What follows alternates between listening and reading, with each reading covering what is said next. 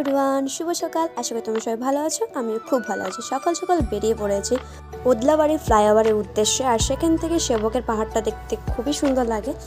আমরা 4 জন এসেছি আর এই ফ্লাইওভারের উপর থেকে সকালের সূর্যটাকে খুবই সুন্দর লাগছিল।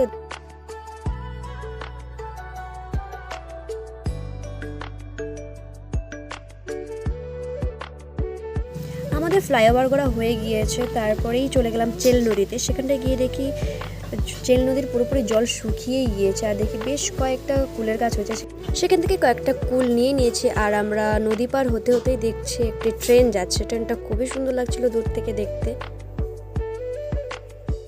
ওদলাবাড়ি এসে শ্মশানকালীর মন্দিরটাও ঘোরা হয়ে গেল আমাদের।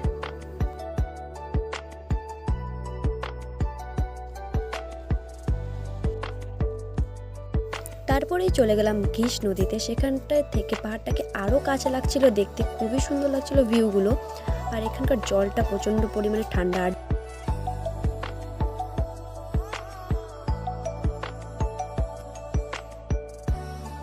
আমার তো এখানে এসে বেশ ভালোই লাগছিল। সামনে পাহাড়, তারপরেই নদী, মানে কি বলবো, আলাদাই একটা ফিলিংস।